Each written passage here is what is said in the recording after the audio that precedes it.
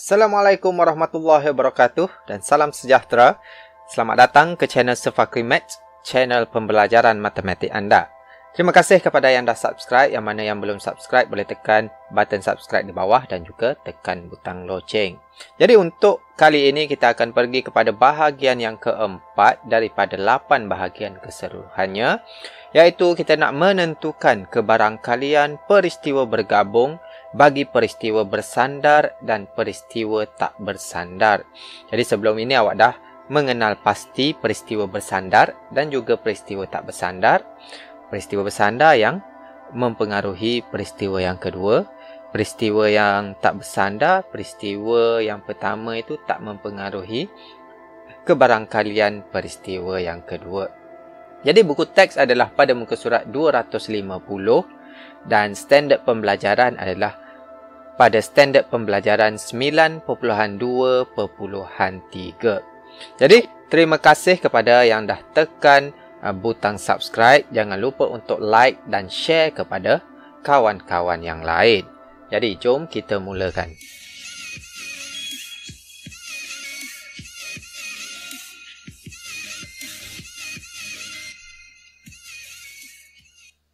Okey, jadi kita terus kepada contoh yang keempat. Buku teks adalah pada muka surat 250. Kotak A dan kotak B masing-masing mengandungi kad berlabel dengan nombor 3579 dan kad berlabel dengan huruf X, Y, Z. Sekeping kad dipilih secara rawak masing-masing dari kotak A dan kotak B. Jadi kita ada satu kotak A dan kita ada satu kotak B. Dan kotak A dan kotak B ni dilabelkan dengan 3579 dan kotak B X, Y dan Z. Jadi apa dia nak? Dia nak hitung kebarangkalian mendapat faktor bagi 9 dan huruf Z. Jadi sebelum itu kita kena kenal pasti peristiwa ini adalah peristiwa bersandar ataupun peristiwa tidak bersandar. Jadi kita tengok adakah kebarangkalian mendapat huruf Z ini dipengaruhi oleh kebarangkalian mendapat faktor 9 dari kotak A ini. Okey, tidak ada kaitan langsung. Jadi itu adalah peristiwa tak bersandar. Jadi apabila kita dah mengenal pasti peristiwa ini adalah peristiwa tak bersandar, jadi mudahlah untuk kita buat. Jadi untuk kotak A, kebarangkalian mendapat faktor bagi 9 yang mungkin adalah 3 dan 9. Dan kesudahan yang mungkin bagi huruf Z pada kotak B ni ialah hanya huruf Z saja sebab dia ada satu saja. Z sajalah.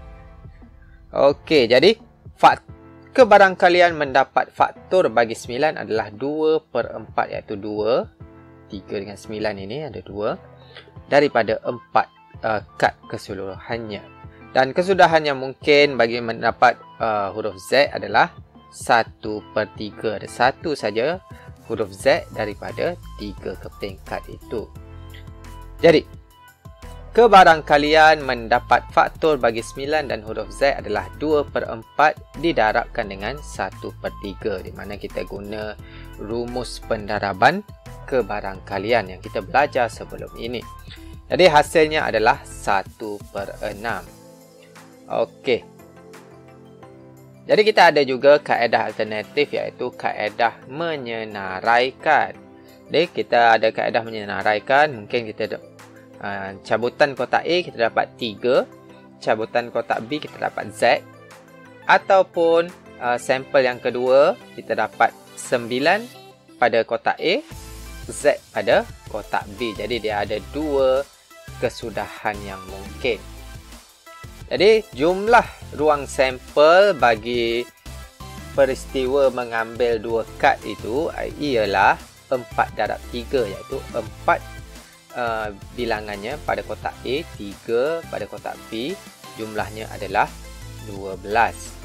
Jadi faktor kebarangkalian mendapat faktor bagi 9 dan huruf Z ialah 2, iaitu yang ini 2, 3Z dengan 9Z 2. kesudahan per dengan 12 iaitu jumlah ruang sampel. Kita permudahkan, kita dapat 1/6. Ini kaedah alternatif menggunakan penyenaraian. Ada juga satu lagi kaedah menggunakan jadual. Jadi menggunakan jadual kita senaraikan 3, 5, 7, 9 dan juga X, Y, Z untuk kotak B. Jadi kita buat seperti yang kita dah belajar semasa bahagian yang pertama itu, kita menyenaraikan ruang sampel menggunakan kaedah jadual ini 3X, 3Y, 3Z, 5X, 5Y, 5Z dan seterusnya 9Z. Jadi untuk mendapat faktor 9 dan huruf Z hanyalah 3Z dan 9Z dari keseluruhan ini. Jadi apa yang kita tahu, kebarangkalian dia adalah 2 daripada 12. Jumlah ini adalah 12. Dan kita permudahkan, kita akan dapat 1/6. Jadi kaedah yang berbeza tetapi kita akan mendapat nilai yang sama di akhirnya. Okey, kita pergi kepada contoh yang kelima. Buku teks muka surat 251.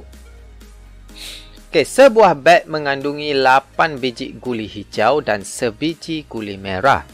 2 biji guli dipilih secara rawak dari beg tersebut, satu demi satu tanpa pemulangan. Dan warna guli dicatat. Okey, untuk A, wakilkan situasi di atas dengan gambar rajah pokok. Jadi dia dah spesifikkan perwakilan situasi itu menggunakan gambar rajah pokok. Jadi kita tengok situasinya. Okey, ini adalah peristiwa bersandar sebab tanpa pemulangan. Okey, ini adalah peristiwa bersandar sebab dia bagi tahu tanpa pemulangan. Okey, kita ada beg. Dia ada 8 biji hijau, guli hijau dan 1 biji guli merah di dalam beg itu. Jadi, untuk kita cabut, kita ambil untuk kali pertama, guli yang pertama itu, kemungkinan kita akan dapat guli hijau. Mungkin juga kita akan dapat guli merah. Jadi, kebarangkalian mendapat guli hijau di sini adalah 1, 2, 3, 4, 5, 6, 7, 8 daripada 9. 8 daripada 9 peluang. Dan untuk guli merah hanya 1/9. Okey, untuk guli yang kedua. Jika kita mendapat guli pertama warna hijau, contohnya guli pertama ini kita dapat warna hijau. Okey, katakan guli ini kita ambil guli pertama. Yang tinggal ialah guli hijau dan guli merah. Okey, kebarangkalian memilih guli hijau sekarang dah tinggal 1, 2, 3, 4, 5, 6, 7 daripada 8. 7 daripada 8. Sebab apa? Okey, sebab apa? Sebab 1 kita dah ambil tadi. 1 kita dah ambil. Yang tinggal 7 daripada 8 sahaja. Okey. Untuk guli merah 1/8. Untuk guli merah 1/8. Okey. Katakan. Katakan kita ambil guli merah untuk guli yang pertama. Okey, kita ambil guli merah untuk guli yang pertama. Okey, yang ini kita dah ambil. Okey, yang tinggal hanyalah guli hijau sahaja. Jadi kebarangkalian untuk mendapat guli hijau pada guli kedua ialah 8 daripada 8. Maksudnya ada 8 biji guli hijau daripada 8 keseluruhannya. Okey, jadi kesudahan yang mungkin adalah hijau-hijau, hijau-merah, merah-hijau. Maksudnya, guli pertama warna hijau, guli kedua warna hijau. Guli pertama warna hijau, guli kedua warna merah. Guli pertama warna merah, guli kedua warna hijau. Itu adalah kesudahan yang mungkin. Okey.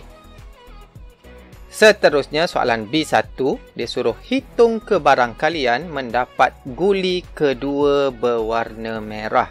Dia nak guli yang kedua sahaja yang berwarna merah. Jadi yang kita tahu di sini kesudahan yang mungkin hijau merah ini sahaja menunjukkan guli kedua berwarna merah. Jadi kita tengok perjalanan untuk mendapat guli kedua warna merah, iaitu yang pertama kita dapat hijau, yang kedua kita dapat merah.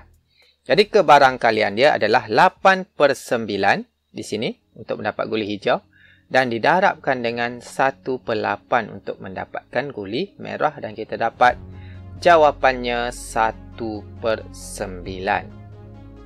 Okey, itu kebarangkalian mendapat guli kedua berwarna merah. Okey, soalan yang kedua B2, mendapat kedua-dua biji guli berwarna hijau. Maksudnya guli yang pertama warna hijau, guli yang kedua pun warna hijau. Jadi kesudahan yang mungkin adalah hijau-hijau. Hijau-hijau. Jadi kita tengok perjalanan hijau-hijau itu. Okey, jadi guli pertama warna hijau, guli kedua pun warna hijau. Jadi kebarangkalian dia 8/9 didarabkan dengan 7/8. Okay, pertama dapat hijau, yang kedua dapat hijau. 8/9 didarabkan dengan 7/8. Jadi hasilnya adalah 7/9. Okey, itu dia untuk mencari kebarangkalian peristiwa bersandar dan tak bersandar.